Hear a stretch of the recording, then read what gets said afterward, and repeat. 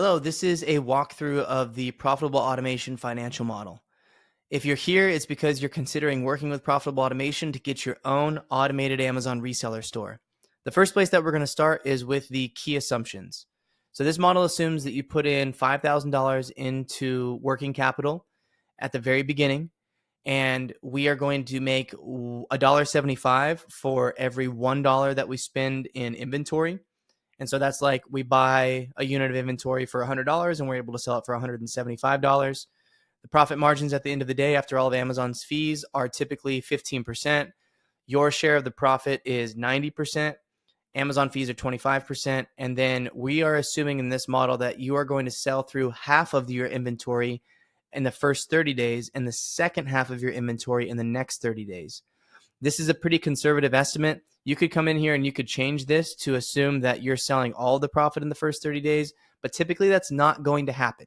You're going to sell somewhere between 50 to 100% on your inventory. Some of it's going to sit for a little while, and that's just because we have other resellers that are selling our products. So when we go back to the financial model, you'll see reflected in there, we have a bunch of profit and loss statements. So this is actual data from Amazon showing how much revenue we are making, how much cost of goods sold we have on that revenue, how much inventory we purchased, and it shows the net profit and the percentages associated with all that. So you can see we have 3 examples of profit and loss statements here, and you can go and look at the hard numbers in there. But in terms of the financial model, let's jump right into it. So you'll see a couple of things in here. First is that the business takes between 60 and 90 days to set up. And after that point, as soon as we have the account live and all the bank accounts are connected correctly, you're going to put that initial $5,000 into inventory working capital. We're going to sell half of it at 1.75. That's this number right down here. Amazon is going to charge us 25% fees to pack and ship the product and handle customer service. And so your net proceeds, the money that is deposited from Amazon after they have taken out all of their fees, is this number here. And then $2,500 of that, half of the inventory, is our cost of goods sold, and $781 of that is our actual profit that we made selling the units. We take all of that money and we reinvest it into inventory in the next month. We still have $2,500 in unsold inventory, so our total inventory available is $5,781.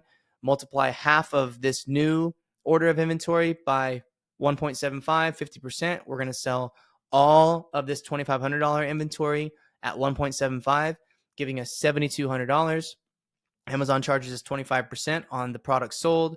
Net proceeds deposited to the bank account is here. Cost of goods sold is here. Profit is here. We take that profit and we reinvest into the next month.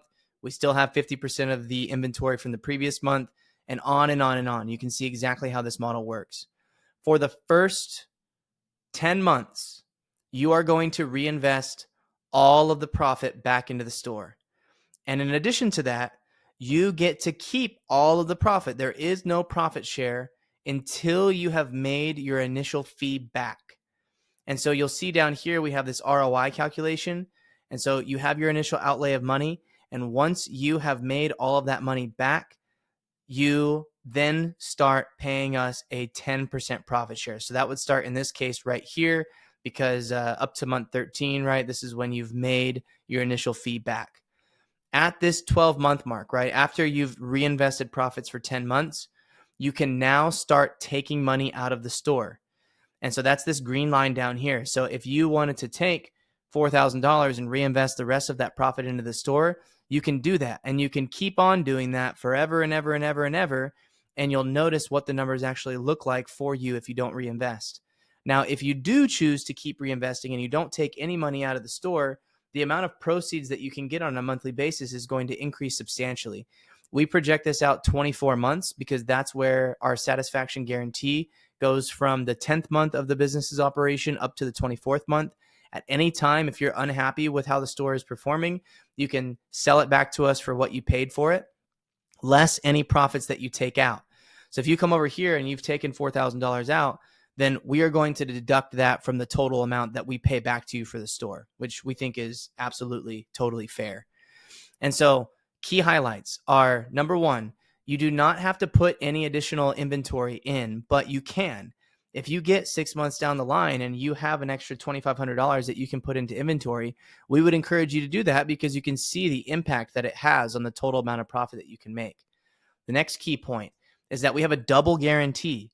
Number one is we guarantee that you're going to be satisfied after 10 months of reinvesting the profit. And the guarantee number two is that you do not have to pay us any sort of profit share until you've made your initial fee back. And then last and final, most important point is if you continue to reinvest, the amount of profit that you can make is substantially larger.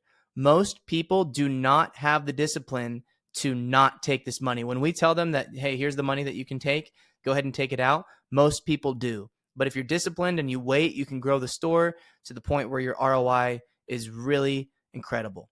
So thank you for watching this video. This is a full breakdown of the profitable automation financial model. Please, if you're watching this, make sure that you book some time with me or a member of my team so that we can answer any questions that you have and get you one step closer to financial freedom. Thanks.